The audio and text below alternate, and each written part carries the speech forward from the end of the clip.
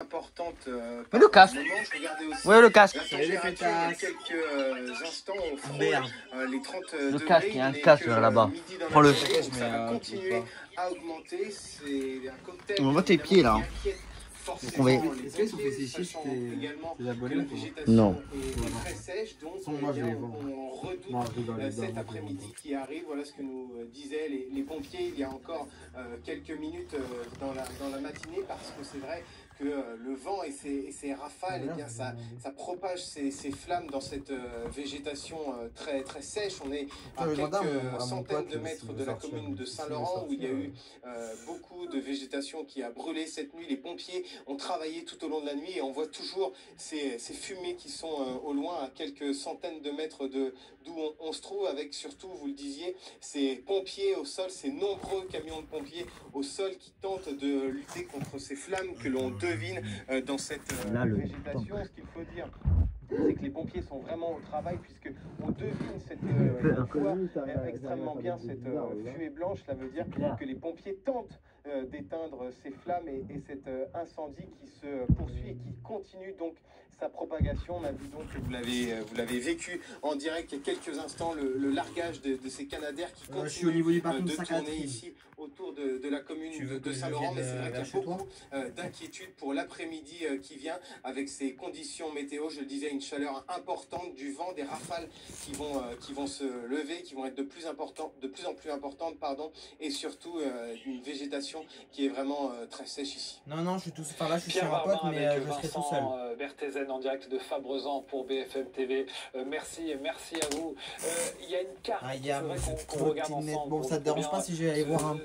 Il y a des choses que j'ai encore un peu. Tu vas pas me voir. Si tu m'en veux, je reste là. Pendant 20 ans. Du parcours de cet incendie depuis mardi après-midi. Cet incendie qui a parcouru 30 km de long. Loïc Rivière, on le voit, il est parti de la forêt de Ribot. Il est allé vers le sud-est. Et à présent, les vents vont dans l'autre sens. Oui, il était poussé au départ par la tramontane. Désormais, le vent a tourné. C'est un vent marin. Tu veux qu'on se revoie vers le voir ou pas cet incendie depuis l'espace, en réalité. Alors, je vous propose un rapide résumé des 44 heures qui viennent déjà de s'écouler sur ce front de l'incendie majeur qui a lieu dans l'Aude.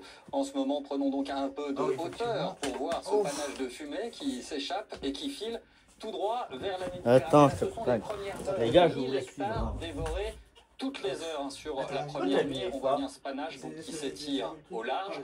Le vent retombe pour chaque nuit, globalement, puis il reprend en cours de journée. Et voyez hier ce panache de fumée qui avait gagné une bonne partie du bassin méditerranéen. D'ailleurs, on distingue également des fumées venues des incendies canadiens. Plus de 700 foyers actifs sur ce secteur. Alors voyons dans le détail le vent dans les heures qui viennent maintenant.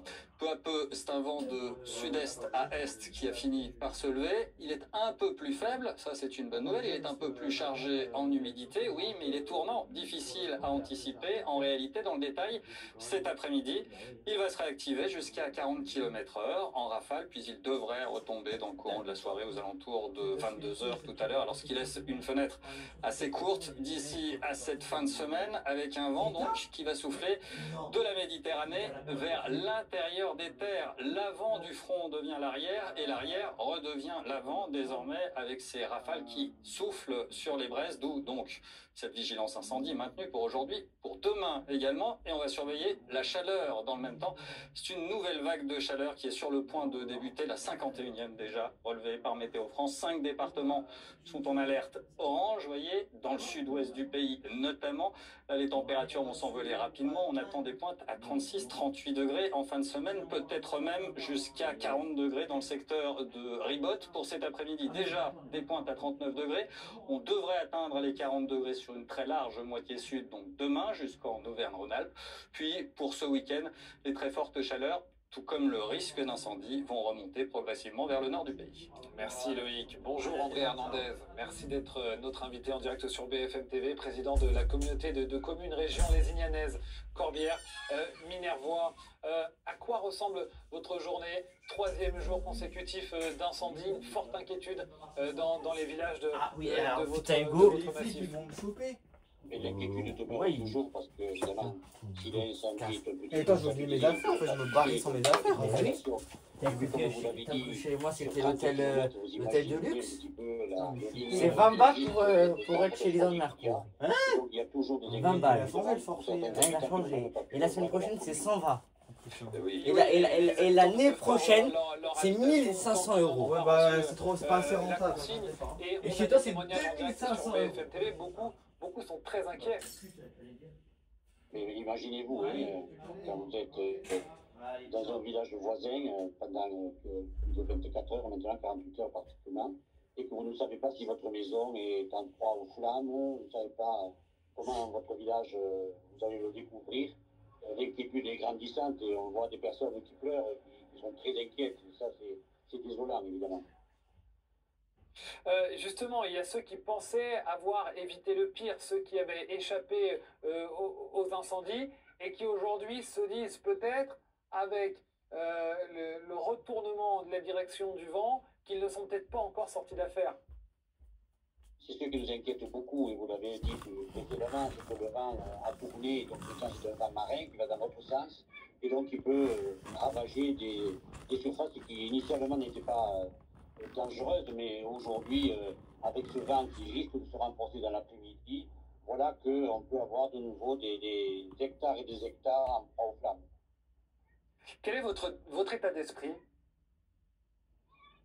Écoutez, nous sommes tous désemparés, hein, c'est le mot, on est tous abattus, et on se demande surtout comment on va reconstruire ça demain. C'est ça qui nous inquiète, parce que le feu, je pense que les pompiers vont arriver enfin à le fixer, mais quelle désolation allons-nous trouver sur ce territoire. Et moi, je vois à quel point la viticulture est touchée, à quel point le tourisme est touché. Donc demain, comment allons-nous reconstruire?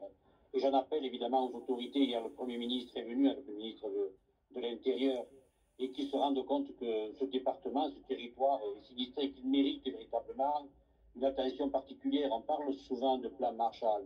Là, il en faut un, c'est-à-dire qu'il faut des actions rapides